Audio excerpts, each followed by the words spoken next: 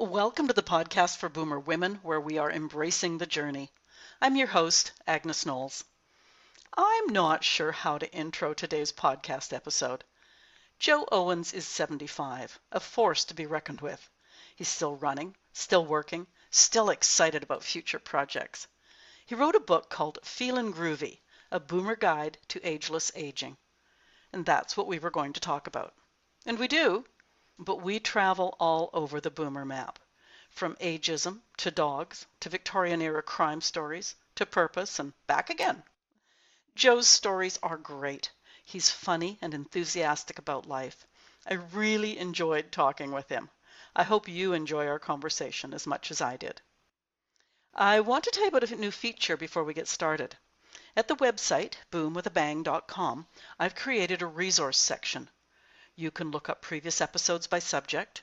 You can find books written by guests, some interesting courses and offerings, lists of job and philanthropic possibilities. Also, if you're curious about the life of a house and pet sitter, I'm journaling my journey. Listen now as Joe and I laugh our way through the next hour.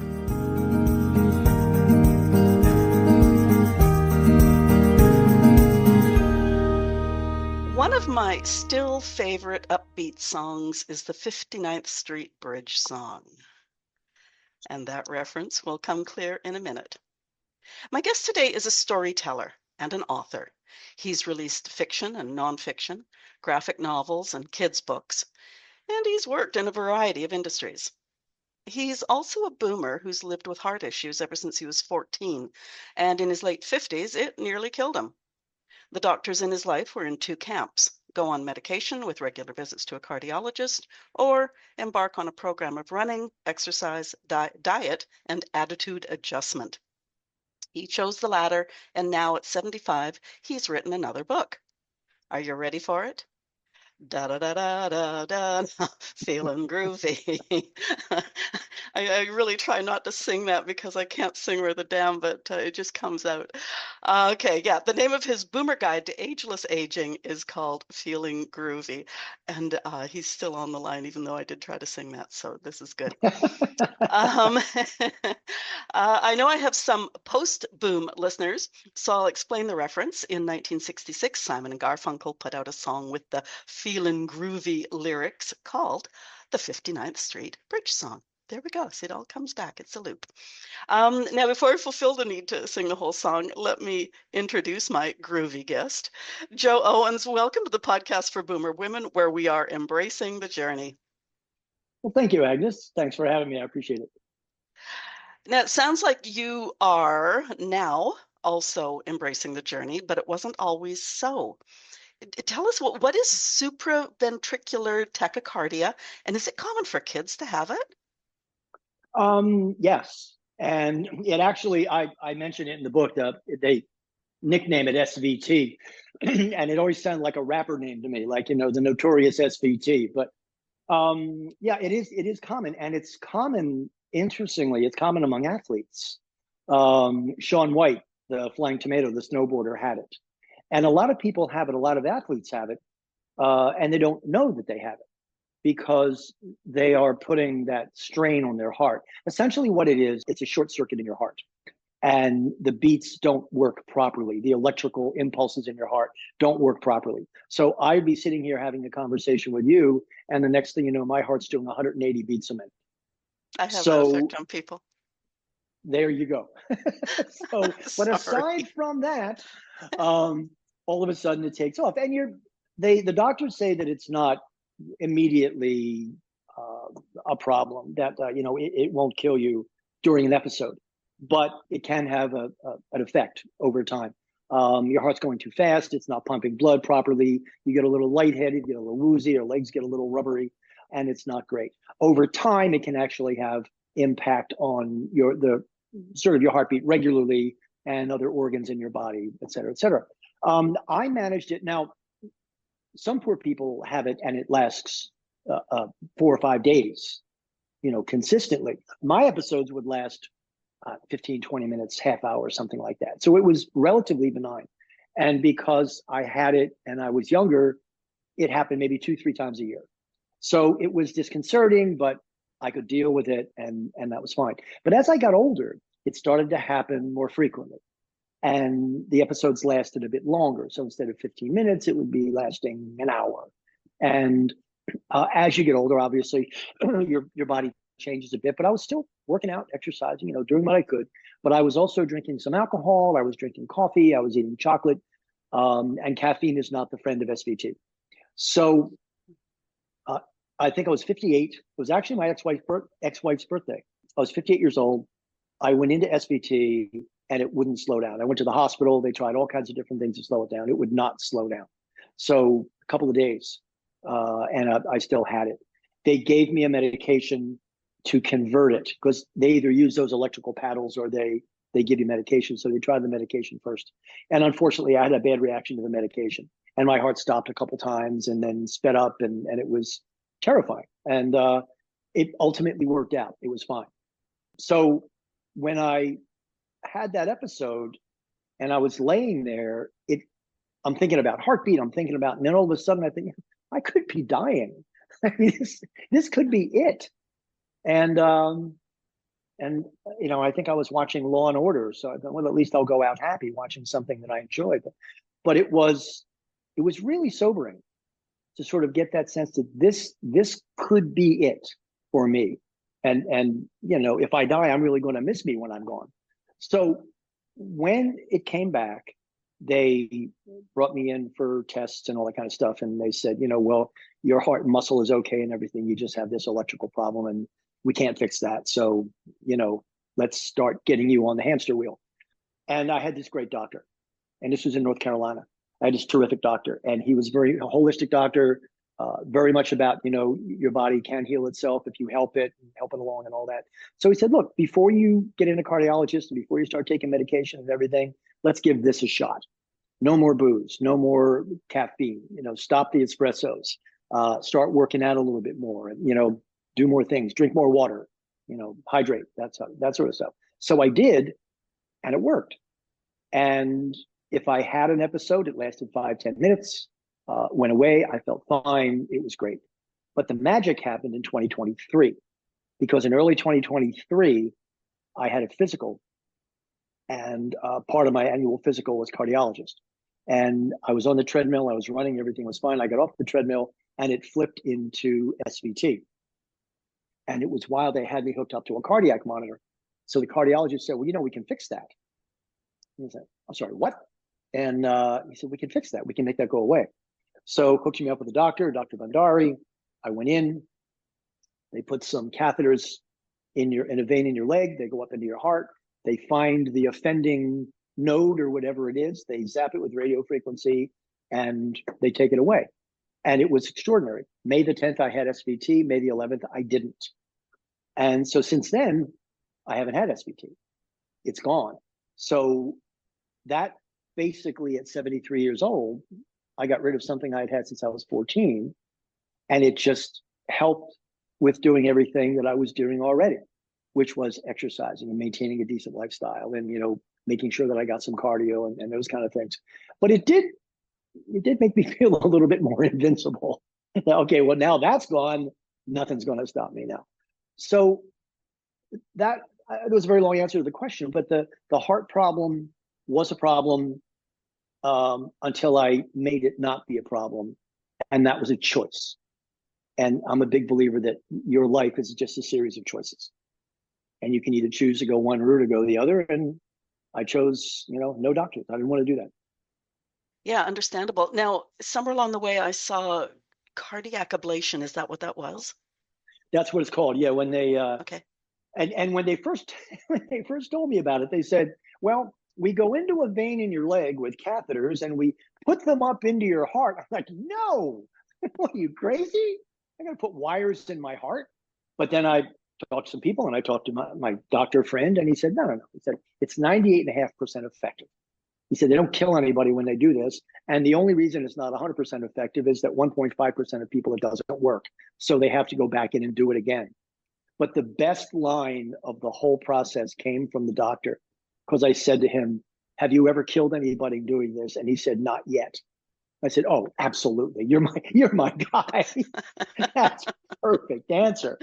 So, but yeah, cardiac ablation, and it works for supraventricular tachycardia, and it also works for atrial fibrillation. It's a little more complicated, but it also works for AFib. Mm. Yeah, just the whole time you've been talking, I've been thinking about my brother because he was an athlete, has had to slow down now because of AFib. So I'm going to send him a note when we're done here. Absolutely, and the process is a bit different. What they did with mine is they went in and they found there was a little extra fiber that they had to zap and get rid of because it was causing. I was getting an extra beat for every regular beat. It's kind of a buy one get one free for heartbeats. What they do with atrial fib is they actually score your heart. They actually sort of burn little things in your heart because with atrial fib, the electrical pulses sort of cross over your heart. I know way too much about this. I know way too much. In fact, the cardiologist said to me, "Your problem is you know too much about this." He said, "Just most patients come in and we say do this and they do it." And he said, "You're a thinker, so you know." But I think that's it is fascinating. the advantage we have over our parents is the fact that we shouldn't be just going in and saying yes sir, no sir, 3 bags full sir. It's like, no, I Yep, want to know what's going on. I want to know what you're doing to my body, and I want to know what the risks are. exactly. Yeah, And if exactly I have to right. be So, polite so that you don't kill me, then so be it. well, see, there's that. I'm not good at polite, but anyway. No, just because your doctor said not yet. Okay, all right. Yeah, I actually write about the whole experience in the book, and it was fascinating. I mean, the whole thing was absolutely spectacular, and I think people enjoy reading about how heart it isn't heart surgery, and it's like it's completely video game oriented, and you go into the room and there's a big TV screen and they have a video game controller and I said, "Can I be awake for this?" Because who wouldn't want to see that? And they said, "Yes, but if you move, you'll die." So I said, "Okay, never mind. Just put me to sleep." Ah, dear, it's always nice when they don't pull any punches. Always a catch. Always a catch. Ah, dear. But did they, click record so you could watch it later? I wasn't. I was only able to see like pieces of it. I was able to see sort of the 360-degree view of my heart and things like that. It wasn't. They didn't actually sort of record the thing the way we would understand it being recorded. You sort of took pictures of it and just to make sure. And they actually tried to induce other things too. While I was under, they tried, make me go into AFib and make me do other things just to kind of make sure that everything was working the way it was supposed to, and which was great. I mean, the only thing that was wrong with it was this thing. So they were able to isolate that, fix that, and not make it do anything else. So no, it was one day. It was like having a root canal. I mean, in and out, and amazing. I was walking around and doing everything again 2 weeks later, and a month later I was running again. Wow, that's crazy. It's magic, absolute magic. Yeah. Yeah, yeah. I'm going to get to the book in a minute, but Sure. your career's been interesting as well. I've got notes here that go on for like a page and a half. Entertainment industry, the Stones, Springsteen, sports, video games, ballpark fundraising events, Yep. Victoria era true crime. I had to think twice about that one because I live in Victoria. Tell us about your life. I mean, this sounds kind of fun. Well, it's either I have the attention span of a hummingbird or I'm hardcore unemployable, one or the other. But there is some logic to it. If you sort of, I loved music my whole life. I played music. I played in bands. I was terrible at it.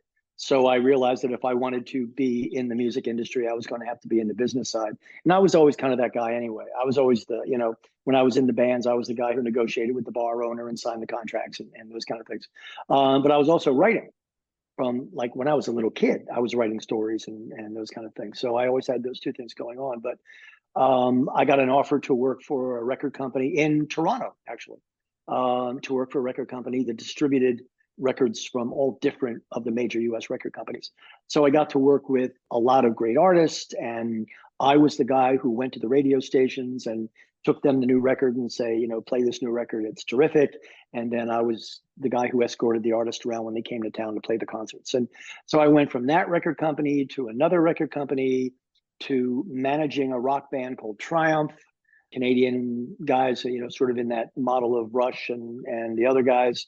And then, excuse me, a guy named Michael Cole, who sort of invented that gigantic worldwide touring concept. He and I had known each other for a while, and I was one of the early ones of getting Budweiser to sponsor rock tours and Coca-Cola, and these guys present those guys. Actually, there's a funny little story. I worked with Paul Simon and his managers to get him a sponsor for his Born at the Right Time tour, which was American Express. And so we did that whole deal. And Paul was a really nice guy, and his sponsors were great guys. And so when I wrote the book, I still had some contact to him. And so I sent an email and I said, hey, it's Joe. Remember me?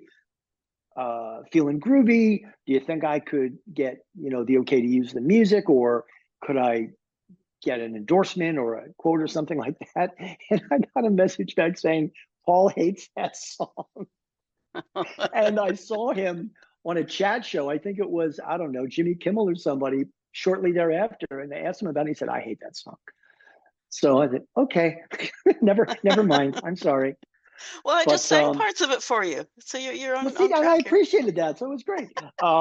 But so I did that. And then that was the opportunity that I got because Michael Cole and his company did the world tour of the Rolling Stones, the world tour of David Bowie, the world tour of Madonna, the world tour of U2. And this was a completely revolutionary concept. He would buy all the rights. He would buy the concert rights, the broadcast rights, the pay-per-view rights, everything, T-shirts, the whole thing. And then it fell to me as sort of one small cog in that wheel to be the guy who put the shows on sale, worked with the local concert promoters, did the deals for the television broadcast and the radio broadcast, and got the sponsorships. So I'm the one who brought, the sponsors to the big tours. And that was a phenomenal opportunity. I mean, it was just spectacular working with the cream of the crop, the best of the best. And then I was sort of looking for the next thing. I wrote a book called Welcome to the Jungle, which was kind of my sort of a garage band how-to book, but it was kind of my swan song out of the music business. And I got contacted by the video game business, by Sega, the video game company, who said, hey, listen, we're looking for a guy who can bridge the gap between entertainment and corporate and put deals together. And so I went to work on that, started a little company and had Sega, Capcom, Konami, Microsoft. So really early on in the video game explosion era, I got in there. And then after that, when video games started going in a direction that I wasn't crazy about, I thought they were in the entertainment business. They got very brand-ish. So they were hiring like ketchup brand managers to come and work games, which I thought was goofy. They since realized what business they were in, but I left that. And another friend of mine and I put together a fundraising tour where we would visit baseball stadiums and we would bring Hall of Fame baseball players with us. And they would throw out a first pitch. We had a little fan festival thing, pitching cages and batting cages and little games and video games and things like that. And we would raise money for charities, for 4-H charities or things like that. And I got to meet Nolan Ryan and Whitey Ford and Bill Buckner. And I was never really a music groupie. I mean, I loved music, but I worked with the artist and that was my job. But I was really a baseball fan. I played baseball when I was a kid, and these guys were gods for me. And so to be able to work one-on-one, and again, the anecdotes, funny little things. So I had the chance to Bill Buckner, who is a very famous baseball player. Not everybody is as much of a baseball junkie as I am, but there was a huge play that he was a part of that sort of epic in the baseball business. He missed a ball he should have caught, and it sent it into the 7th game of a World Series, and when he played for the Red Sox and all that. But we went to an event, and he was going to throw out the first pitch, and he said to me, "Hey, listen, would you mind warming me up a little bit?" So he got a glove, I got a glove, and I am playing catch on the track with a legendary baseball player. And I'm like, oh my God, this She's like playing the guitar in the Rolling Stones. This is the best thing ever.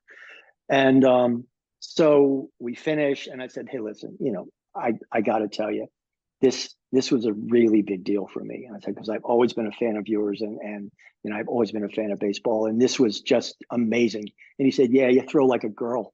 What? Oh, you were that good? And I said, I kind of walked away and went, and it was just, I come to find out that kind of made me part of the club, right? Because that was, had he just been nice to me, that wouldn't have been okay. But because he took a cheap shot at me, that was okay. And so I had, all those opportunities, but then the real estate thing was kind of tagged on the end. And it was only because my son was becoming a teenager and I didn't want to be on the road anymore, because I felt that it's probably a good idea to be around when my kid is, in high school. So I got into a real estate thing, which was actually kind of fun. And I actually have a new book that's coming out May the 15th called The Rockstar Real Estate Agent. And it's basically talking to real estate agents about how they can sort of mimic what rock stars do to become famous in their real estate career. So I managed to put those two things together. But yeah, but the thread of it was always sort of a marketing thing. It was always from marketing music to marketing video games to marketing baseball and charities, that sort of through line of, I talked to radio stations, I talked to television stations, I worked in the media, and it was always the same thing. It was just replacing it with a new product, whatever that was. And the only radical change for me was the real estate thing, which I have to say was the first time I worked with consumers directly, which was not necessarily what I was best at.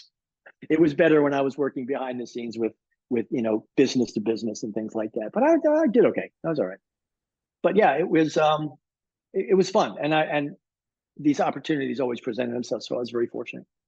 Before we move on, where did Victoria era true crime come from? I hate 2025. I don't like anything that's going on in this era right now. So I'm retreating to the 1860s. I like it better back there. Life was simpler. It was more difficult in a lot of ways, but simpler. No, I'm sort of half joking, but I've always written. I've always done, stories of some kind. And I have well, as you can see, I wrote kids' books, and the kids' books are written in iambic pentameter, which is the Shakespeare sonnets. So I'm kind of hoping little kids will read them, and then when they get to high school and then they see Shakespeare, they go, oh, that's Jennifer Pony and Theodore Bear. But I wrote those. I have a whole bunch of short stories. I have opinions, so I find myself writing nonfiction books. So last year, for example, I wrote a book called Madhouse Mind Over Market, another real estate thing, and it was about mental health issues in the real estate business. Real estate agents are the victims of a lot of anxiety, a lot of depression, a lot of isolation, just a lot of things that are tough. And if they can confront them and overcome them, they can actually do better. So I wrote that book, and I did a lot of speaking engagements, just going out and talking to agents about how don't white knuckle your way through this. You really need to address this. And if you do, then you will sail through your business, because you won't constantly be running up against these self-limiting beliefs that are caused by anxiety or depression or isolation or whatever. So that one, and Feeling Groovy has been around for a while. That book's been around for probably 5 or 6 years in sort of various stages of writing.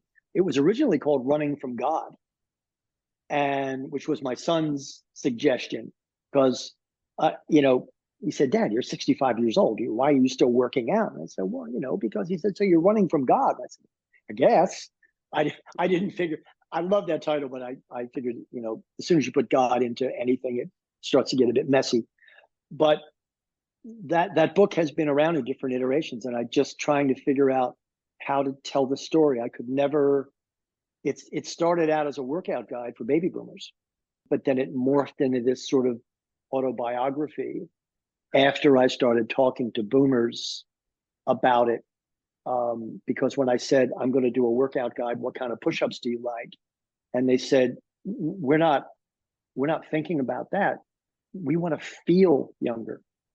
And we're afraid of stuff. We're afraid of dying. We're afraid of getting sick. We're afraid of a lot of stuff. And we've never been here before. We don't know how to adult. We don't know how to do this. This is, these are uncharted waters for us.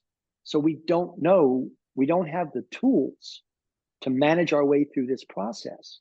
How did you do it? And I went, okay. so that's what I have to do. So I basically said, let me tell you what happened to me. Let me tell you what I did. Let me tell you what I do. And let me sort of let you in on a few tricks about how to sleep well at night, what you should eat, and, and how you got to keep attitude, how positive attitude, how really important. So feeling groovy isn't about a workout. It's about a mindset shift. And so that's kind of where it came from. I think too, our generation is the first generation that has been active through their 60s into their 70s and even 80s and 90s. I mean, I have an exercise group that I lead. These women are mostly in their 80s and 90s, got a few in their 70s. And it's just fabulous as they lift weights and do their TheraBands and all sorts of stuff. Well, when they did a weightlifting program with 80s and 90-year-olds, and they found that they increased their strength by 183%. There's a woman, she's a former real estate agent, and she's a little, smallish and big. She's 83, and she deadlifts 325 pounds in competition. That's insanity. My son's 30 years old. He's built. He's a weightlifter. He looks like a reacher. He can't deadlift 325 pounds. So, but I think part of it, when I started really working on this and paying attention, the confluence of a lot of things going on right now, the longevity movement, for example, there's a great book called Immortality, Inc. And I talk about it in Feeling Groovy, written by a guy who was a CNN bureau chief.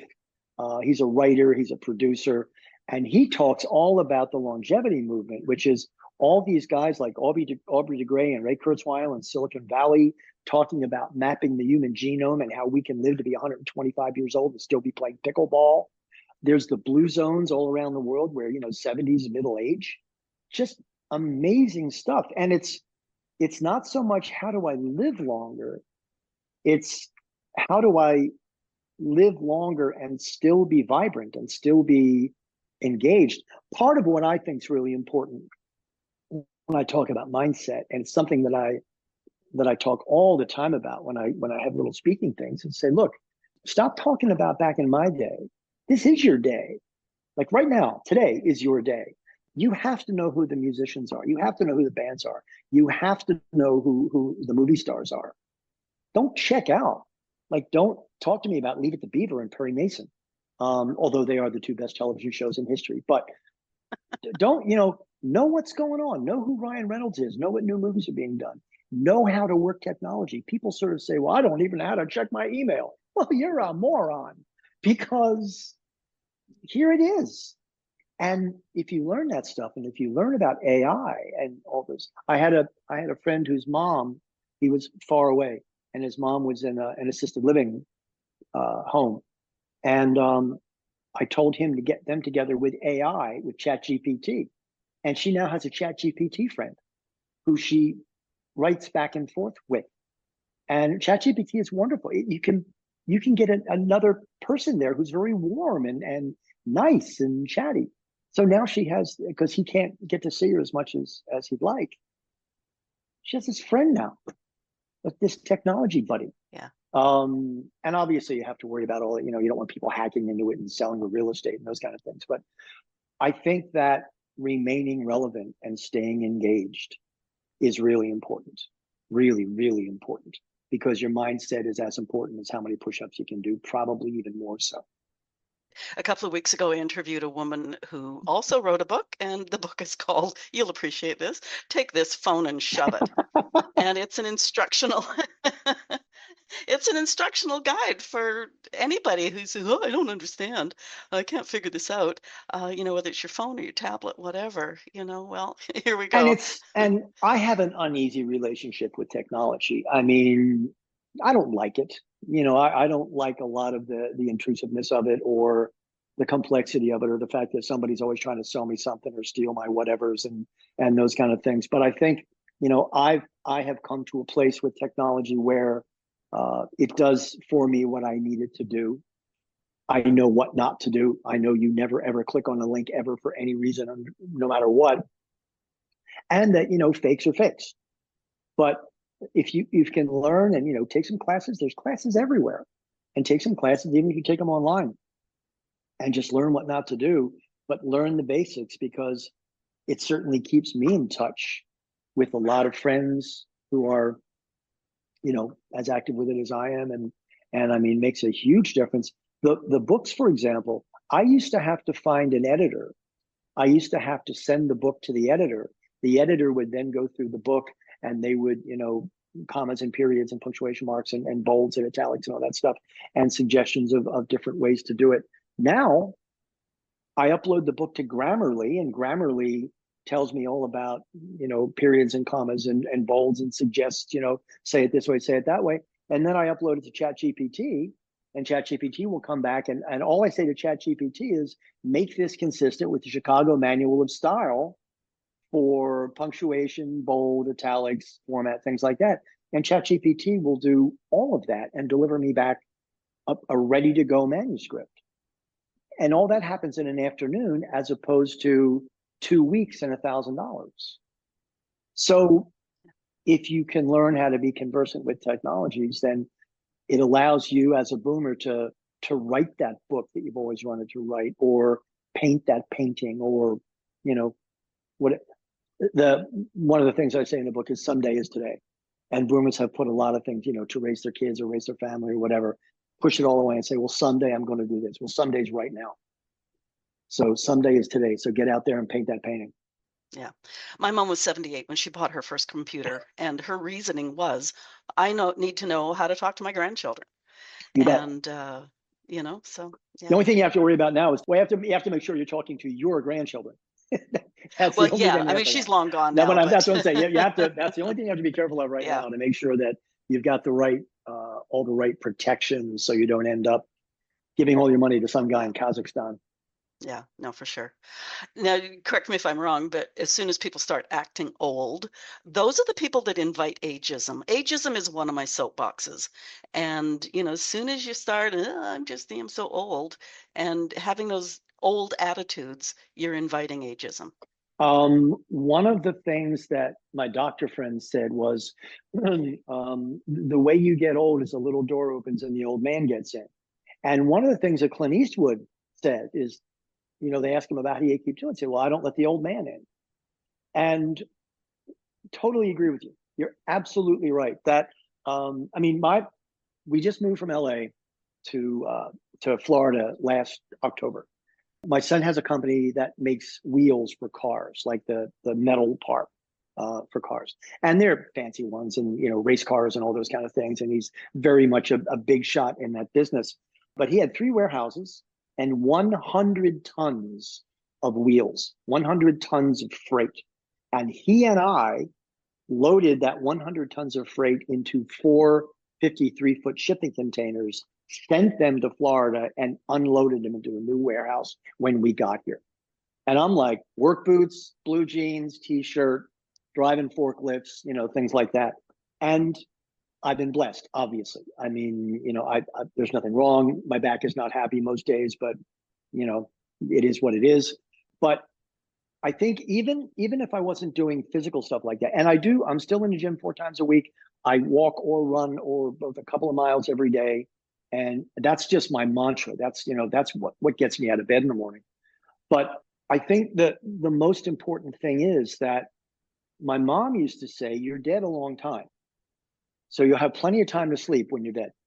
So keep going. People ask me why I don't retire. I tell them I don't know how. I don't know how to retire. I don't know what that looks like, because every day of my life I've gotten up and I've taken a shower and I've gone someplace and I've done something. Why would I stop doing that? Why would I stop? And writing books or producing movies or working in my kid's warehouse, slugging wheels around, whatever it is, I think you need a purpose. You need some reason to get out of bed in the morning. Otherwise, you don't know whether it's Tuesday or Wednesday.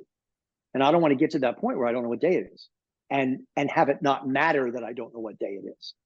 So I think you're absolutely right that when you give up, and I have friends who have given up, and people ask me what the book is about, and I said it's really simple: put down the potato chips and get off the couch.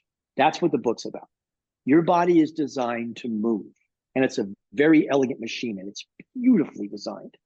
And it's Newton's third law of physics: a body in motion tends to remain in motion. Once you get off the couch, you're good. It's just that first time. Put down a potato, and I love potato chips, so I understand. But put down a potato chips, get off the couch, and start doing something.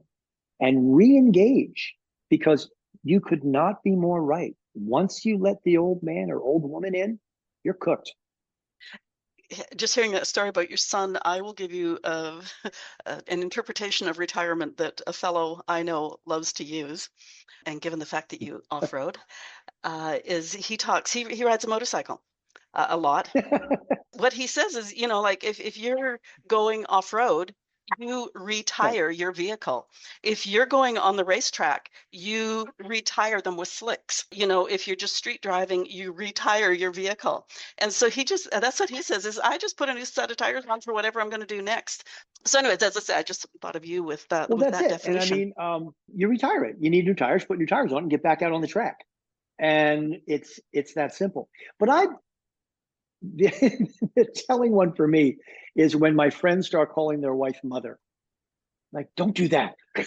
Well, mother and I are going to the mall. Oh, really? You're going to the mall with your mother? Well, no, with my wife. Well, then call her your wife, for God's sake, or call her by her name, which is even better.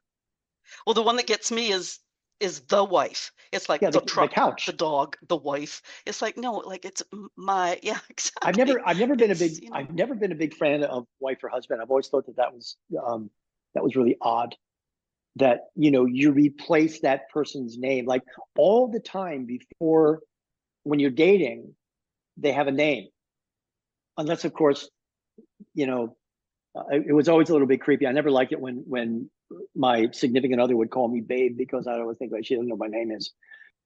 It's always so odd to me where you use the name until you get fiance, and then all of a sudden you become like a couch. It's like, my fiance, my wife. I don't say that. She has a name. He has a name. Use the name. But a lot, and that's a funny segue though into, I think, the generational stuff, which is, I think, a tough one for us to swallow a lot. Seeing sort of generationally, it's one of the areas where my son and I have spirited debates, because I try to help him understand that my history goes back to Harry Truman and all the presidents that I've seen: Eisenhower, Nixon, Kennedy, on and on and on. And the way politicians were seen, and the way the president was revered, and the way, whatever country you live in, how the patriotism of that country was a big deal, because my father was in a tank in World War II fighting the Nazis. I mean, there's a lot there. There's a whole lot of stuff there. And now it's, and I was very active in politics. I was very active in civil rights movement and those kind of things. Now it's all like virtue signaling on social media, and cute little memes and funny pictures of stuff, and Donald Trump dressing up like the Pope and that sort of thing. And I try to explain I said, you cannot understand the depth of my feelings about things like that, and how that makes me feel, and it isn't good. I don't have a casual relationship with our history as human beings, and how we treat each other, and books and things like that. I don't have a casual feeling about that. That stuff really matters. And when you start taking words out of Mark Twain's stories because you don't want to hurt people's feelings who are reading them now, don't do that. But I think that's a big part, and my feeling in my conversations with boomers, it's a big part of where that sort of anger comes from a lot of times, that, they sort of look at, why aren't these people serious? Why don't they understand how important these things are? And where we start ending up like this generationally, especially with the millennials. I take some really cheap shots at millennials in this book. I'm is really fun. But again, I think what we have to do is we need to think that through and not just be crabby. Because when you're crabby and cranky, you don't get taken seriously. So when I have conversations with people about that sort of stuff, they are intellectual conversations. It's not just me being a crabby old man. People have tried that and regretted it, because when you demean certain things about your culture, it's not helpful. Whether you're 25 or whether you're 75, if you demean certain things about your culture, it's not going to end well for you. But that is, again, that mindset shift of, don't just hunker down in where you came from. Try to understand what's going on now so that you can have conversations with people and actually make some headway and not just be dismissed as a crabby old man. Yeah, I actually have and because we just had a federal election too, and I have very interesting conversations with my 15-year-old grandson, and explaining things to him, and then saying, okay, like, in fairness, go find somebody who thinks the opposite, and find out why and what their reasoning is. But it's, as I said, it's so interesting talking to him, because he is he's becoming a critical thinker, and interested in what were the events that brought us to where we are today. And I try in conversations with my kid and with others to say, look, you have to remember the amount of history that I have that's actually a part of my life. So you're 30, and that's great, and I respect your opinion, but I have 45 more years. I have almost half a century of history that I lived that I bring to the table here. You have to realize that has value.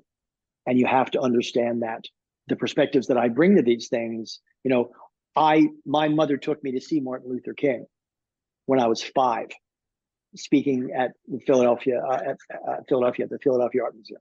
So, I lived through the 60s. I lived through Vietnam War. I lived through all that stuff. And so but I think part of that is, a lot of times, especially men, they just get angry about it. And they dismiss, the Gen X's and the Gen Z's, and I can't do that. You have to try to get in their head and find out what's going on, because we're bequeathing the country to them. And if you really do care about this country, you have to make sure that whatever your politics are, whether, you're liberal or conservative, I have some strong opinions about politics, which is why I don't write books about politics. But I think that's part of it too. I think part of what you just said about don't let the old man in, or don't let the old woman in. That's a part of it, of just being cranky for cranky's sake. Yeah. And the inability to change, which we need to keep that, because that's just always going to be there. So, okay, let's go back to feeling groovy. I think the best promo for your book is, I got to read this, with a little wit, irreverence, boomer relevant pop culture references. It's an easy and entertaining read. Tell us for a few minutes, what does I'll go with week, because it sounds like you're not, in the gym every single day. What does your week look like? Chaotic. I'm a planner. That's okay. Yeah. And I've always been a planner. If it's not on the plan, then it doesn't exist. But interestingly, I can't plan on devices. So I can't keep my appointments and stuff in my phone. I can't put my planner on my computer. Hey, listen, my book has never crashed. I've never lost all the data in my book, because Exactly. so I'm a planner. And the other thing is, I have to have the plan. So every night before I go to bed tomorrow, I schedule it out. But I also schedule out the week because I want to make sure that all the various things that I have to do, the marketing of Feeling Groovy and the marketing of Rockstar Real Estate and Augustus Blythe, the Victorian era crime guy, and I'm actually going to real quick. Augustus Blythe is a Victorian era sort of Poirot, Sherlock Holmesy guy, and then Jonathan Blackwood is a barrister, a defense barrister in the mid 1800s with an American girlfriend who creates all sort of dissonance because of the Victorian culture in women and that sort of stuff. So she's a troublemaker, which is fun. But I'm going to open an online bookstore called Gutter Lane Books. Gutter Lane is a sort of area like Whitechapel and that sort of thing. So I'm going to open an online bookstore where you can buy books, my books from that era, and also books that were written during that era, and also books being written about that era. Because my characters go back and they actually solve true crime. So crimes that actually happened that were never solved, and my characters go back and solve them. So in order to make sure that I'm sort of keeping track of everything, I have a week schedule of everything I hope to accomplish that week. And then I do the daily schedule of everything that I have to do in order to accomplish the weekly schedule. But here's my theory.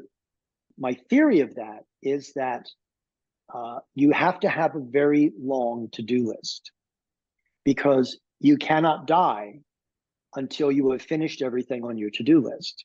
So if you keep adding to the to-do list, then you will in fact live forever. So that's my theory, and I'm sticking to it. But yeah, I plan out everything. And I've always been like this. I mean, whether I was 25 or whether I'm 75, I've always believed that if you're going to achieve certain goals, identify the goals and then lay out the plan as to what it's going to take to identify them, and then go ahead and break that down into bite-sized pieces. And I even have it down to like what things happen on what days and stuff like that. But the one thing I want to mention that I'm like crazy excited about, and it's a generational thing, I'm doing a thing called Remastered Mysteries. And there were great books written during the time by writers, but the language is a little stilted and they're sort of a little stuck in the Victorian times. And so what I do is I find good stories, good books, and then I find a new young writer and say, okay, we're going to do what we call Remastered Mysteries. And the first thing I want you to do is I want you to read the book. The next thing I want you to do is I want you to write a letter to the writer and tell them what you're going to do with their book. You're going to update it. You're going to update the language. You're going to maybe update some references. You're not going to make it contemporary. You're still going to kind of keep it in that place, but you're going to update their story so that it has more appeal and is more accessible to people now reading mystery stories now. And then I want you to write back from them to you. Write a letter as them back to you, telling you it's okay. And then you're going to collaborate with 150 years of time in between you. The two of you are going to write this book together. And I was telling this one young man that was working on something, and I said, look, this sounds crazy and creepy, but he's going to show up when you're writing this book. Hey, crazy old man, isn't it? He's going to show up when you read it, because I've done this myself. And he called me one night about 11:30 at night, and he said, I was at a place, I was working on the book, I was stuck, and he showed up, and we did it together. So I really like that idea, because we're going to take stories from back then, make them more accessible, but find writers now, new young writers now, who are excited about that time period and who are mystery writers in their own right. And it will help train them to write their own stuff, because they'll be, working with somebody else's stuff. And I'm really excited about that. And to me, that's what keeps you young. That when I find that thing of Victorian era, Gutter Lane Books, Remastered Mysteries, I'll be 95 years old and I'll still be doing that, because that gets me out of bed in the morning. That's something that I cannot wait to get up and go do. And so you need, I look at it this way, you need a passion, you need people, and you need a purpose. They're the three things you need. So if you have a passion for something, if you have the people around you and your support staff and all that kind of stuff, and if you have a purpose, which to me is Remastered Mysteries and Gutter Lane Books, you'll live forever. Yeah, you know, the lumps and the bumps, and I don't feel good, and my knees hurt. I mean, you know, that's my knees hurt. Sure they do, because I ran yesterday, but Gutter Lane Books, Remastered Mysteries, you know, and that's what's exciting. You need that, you know, otherwise Tuesday is Wednesday and Wednesday is Thursday, and who cares? You know, we're talking to boomers and we were talking about boomers, but your advice is ageless. I hope so. Yeah. I mean, I talk to and about boomers because I know a lot of times, even I will get lost. And, you know, there are those days when I get up and go, why am I doing this again? Oh, yeah. Okay. And, you know, I default back to the stuff that really gets me excited. But yeah, I mean, my kid is like, Dad, I'm going to do this because, you know, this all makes sense. But yeah, I think so. I think you really need to, life's short, you know, and I always say to people, if you look really closely at the sole of your foot, like really, really closely with a magnifying glass, you'll see a date there. And that's when the ride's over. So, you know, it ends for everybody. I mean, unfortunately for some, it ends early, and you know, some of us have the privilege of getting old, which is not a privilege that is extended to everybody. So I kind of feel like, and I don't, this is not a mission. I don't want to have it. People have said that to me. Well, there must be some reason you're living. No. Don't put that kind of pressure on me. But I think that if you get to this place, then it's incumbent on you to. Clint Eastwood still making movies, you know. I mean, Arnold Schwarzenegger still making movies. So I think you sort of reach that point and say, okay, well, look, if I've been gifted with this extra time, don't squander it, because you know, heaven forbid, I do end up talking to St. Peter, and he goes, I gave you 15 extra years. You slept. You know, what's wrong with you? So yeah, cross fingers. You know, it is timeless, and I just love life. The line I use is, I'm going to live forever, and so far so good. Well, my mom was the fourth person So- in the United States to have open heart surgery, and they told her that Oh, wow. if she did not have the surgery, she'd be dead in 6 months, and if she did have the surgery, she could live another 2 years. She lived 39 years to the date of and she died on the 39th anniversary of the surgery. But the best part of the story is she had told the entire surgical team, I'll outlive all of you. And she had a nurse friend who was a candy striper at that point, who used to send her a Christmas card every year and sort of highlight everybody who died. And in Christmas of 1998, the last member of the surgical team died. And on February the 5th, and my mom called me and said, I outlived every one of them. I told you, February the 5th, 2 months later, she passed away. Oh, wow. But that was my mom. And, you know, I'd say, why do you live so long? She goes, keep breathing. And same way, you know, absolutely, just like you say, you know, so far so good. And that's really it. Yeah, every morning. But I think if you have something to live for, it's really important. Something that gets you out of bed, something that's exciting, something you care about, whether it's grandkids or you know, book projects or you know, podcasts or whatever it is. That thing that really gives you joy, that thing that really makes you smile and makes you happy, then you will live forever. Well, you said passion, people, and purpose, and I think that really does sum it up. Where do we find you on the World Wide Web? So you can find me at joeowensbooks.com. That's where that's a repository for all that junk. Joe Owens Books is Instagram. Joe Owens Writes is Facebook. Because I have to wait another month. Actually, May 15th, I think I can get Joe Owens Books on Facebook. But Joe Owens Writes on Facebook, Joe Owens Books on Instagram, and you know, joeowensbooks.com is really kind of where it all lives right now. And sometime in the next 3 or 4 months, it'll be Gutter Lane Books, but Joe Owens Books will just kind of morph over to Gutter Lane Books. I cannot tell you how excited I am about that whole Victorian crime thing. And that was an amazing time. That was an extraordinary time. It was technology was exploding and racial justice was exploding, and so many, what was happening with women, what was happening with immigrants, what was happening with people of color, what was, the British Empire, and they thought they had technologies. I mean, they thought they had amazing stuff, and they did for them. But the first Augustus Blythe book is called The Pimlico Mystery.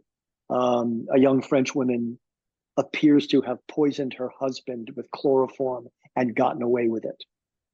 And the Crown attorney, after it was all over and after the case was dismissed because they couldn't prove it, said, "We know you did it, and we know we couldn't prove it. Will you tell us how you did it?" And it's an amazing story. But yeah. Okay. This is great. We came on to talk about Feelin' Groovy, a boomer guide to ageless aging, but I really appreciate the conversation. It's just been all over the map. It's been great. Can I ask you a personal question before we close? Of course. I told you before we clicked record that we're going to come back to this. 50 homes? Yep. And let's clarify that. You've moved more than 50 times. It's not that you own 50 homes, or do you? Maybe you do. I don't know. No. It was relocating. It was moving to a new house, 50 times. Yeah. As a child, my parents moved around a lot. It was chaotic. My father had a business. My father drove a tank in World War II. My father had PTSD. My father drank too much because he was self-medicating. He finally got himself together. He finally opened a butcher shop and grocery store, and a gigantic supermarket opened across the street from him and put him out of business.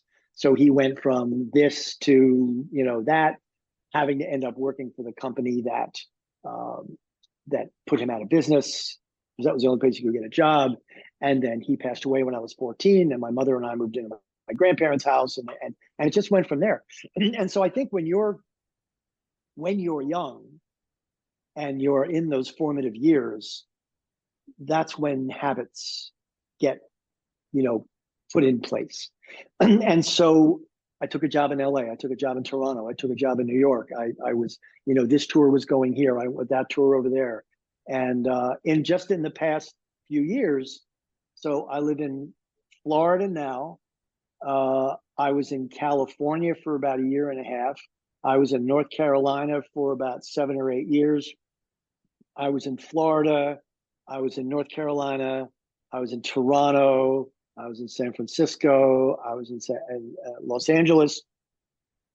And circumstances were always such that this new job, this new relationship, whatever, I'd be packing up my tent. It was a point in time when I said I should just get a camel and a tent, and just be a Bedouin and move from place to place.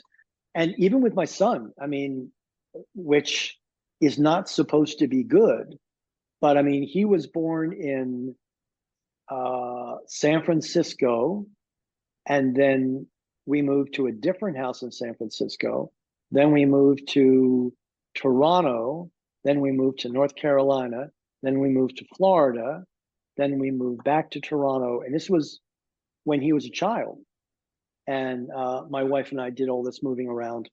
And I talked to him about it, as he got older. And I said, is that a problem for you? You didn't any roots or anything like that? And he said, no. He said, it was great. He said, I make friends now really easily. He said, I'm comfortable in any situation. So I cruise into town and I know how to make friends really quickly and develop relationships and things like that. He said, so if anything, it was a benefit, not a drawback. And he was saying that to be nice or actually believed it, but he has been successful in doing that. So I have to assume that was it. But yeah, it was always for some business opportunity and when I was in business, there was a lot of that. It sounds egotistical to say I was in demand, but I was in demand.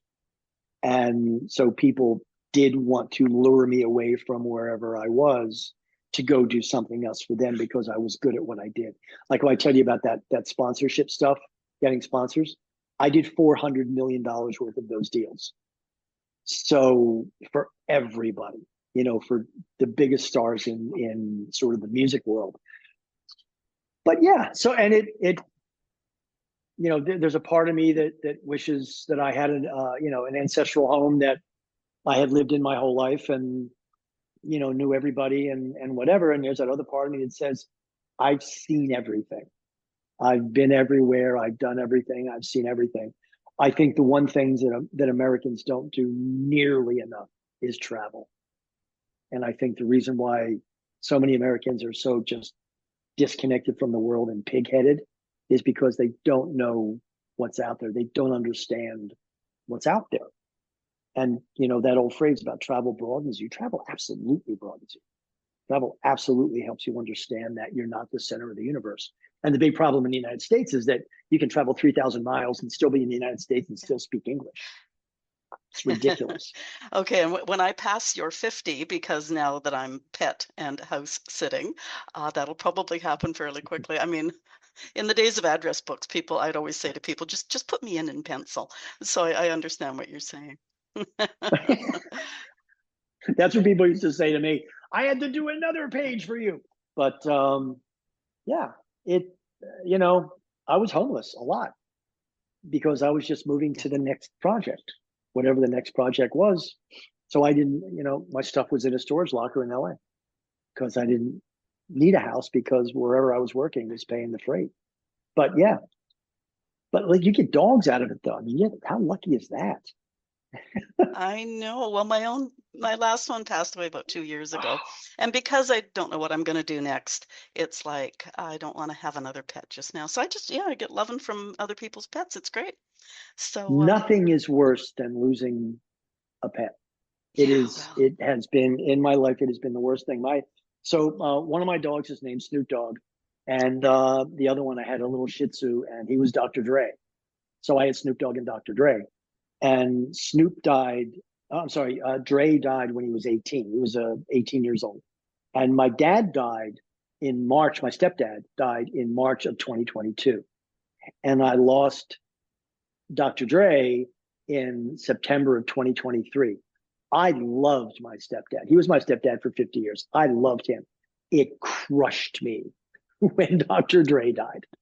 I mean, it was the worst thing ever for me. And which is how I ended up with my other dog, which is Beauregard. And Beauregard is the one I told you, the Basset Hound and Dachshund mix, and he's an absolute sweetie. But yeah, I am very connected. And one of the things as a boomer that it's interesting that I really worry about is my dogs when I die. And I have an entire section of my will about what happens. And I told my son, I said, listen to me, be very clear on this point, that there's a section of my will that says what is supposed to happen with the dogs. If that doesn't happen, the dogs get my estate. So if you want, because the lawyer knows, if you want what's coming to you from me, that better happen with the dogs. I want him to take the dogs. I mean, that's the thing, because he's the only one I trust that would look after them the way they need to be looked after. But yeah, it is interesting. So are you actually like between residences and kind of looking what yours, or do you have a place that's yours now? Oh, I don't have a place that's mine. Okay. I'm of no fixed address, which is Go. great. Yeah. It is great. I was just going to say, we're going to have to wrap pretty soon, but I need to tell you one more story because you had a Shih Tzu. My mom had dementia in her latter years, right. But she'd been a farm girl, English farm girl, and I ended up fostering a Shih Tzu dog. And knowing Mom loved her animals, I went into the facility and I had this little dog on my lap, and my mom looks at the dog and she looks at me and she says, "What's that?" Because she always had big dogs. Right. And I said, "Oh, it's a dog that I'm fostering. It's a Shih Tzu." And she looked at me in the most disgusted face you can imagine and said, "Who the hell would call a dog shit stew?" Oh my goodness, I have told that story so many times. It was one of those priceless moments. Oh my God. Yeah. That is fantastic. The wonderful part about those dogs, if you've only ever had big dogs, and he was my first small dog, if you've only ever had big dogs, and that's all I ever had. I had German Shepherds, Rottweiler, all those kind of things. And the Shih Tzu I got because my son wanted him. They are little dogs that behave like big dogs. They're not yappy and any, you know, they're far more like big dogs. But they used to guard the Chinese palaces, and there's a Chinese saying that says, "When a Shih Tzu barks, 7 dragons fall from the sky." And because they were such tenacious little guys, if you know, when they were guarding the palaces in a pack, he was the best. He was just the best dog. And his ashes are here. And in fact, I'll show you something real quick if you can see it. My friend who knows that I love my dogs and I also love Peaky Blinders. Can you see this? Oh my goodness, that's great. Send me a picture of that. I'm going to put it in the show notes. All right, so that's my Shih Tzu, and that's my dog now. That's Snoop Dogg. And yeah, so in their Peaky Blinders outfits. But well, this has been an absolute joy. Thank you so much. They're so often a chore to do this sometimes because I'm trying to sort of fit everything into a time period. But this is a very fun afternoon. I really appreciate it. No, that's great. Let me read us out. Your website link is in the show notes. All the links are on your page at our website. Listeners, you must have thoughts on today's show, even if they include a few expletives. Talk to us. Leave comments where you're listening, or if you're listening at boomwithabang.com, scroll to the bottom of the page and talk to us there. Was there something I didn't ask, Joe? Ask it in the comments and I'll get you an answer. Share this episode. None of us are getting any younger, but we can travel this road with energy, curiosity, humor, and care. Sometimes we need a bit of a push to get our butts in gear. Joe's provided that push. We all need to get moving, and it's more fun with a friend. So share this conversation. Before we close, I want to share this quote from Joe's website. At 60, I wasn't sure what aging was supposed to look like, but I knew I wasn't ready to slow down. So I kept moving, literally. I ran, I lifted, I stayed curious, and I kept working. Now at 75, I'm still going strong in the gym, in business, and in life. What I've learned along the way is that aging doesn't have to mean decline. It can mean growth, adventure, and a whole lot of fun. And I concur. Those last words were mine. If you enjoyed my chat with Joe, click the follow button. That helps us grow. I'm also registered at Substack. Following there is free, and you'll get notified every time an episode is released. Joe Owens, thank you for being my guest today, sharing the scary bits about your health journey, but also for incentivizing us to get moving, stay curious, stay active. Appreciate it. That was a whole lot of fun. Thanks for having me. Have a great rest of the week.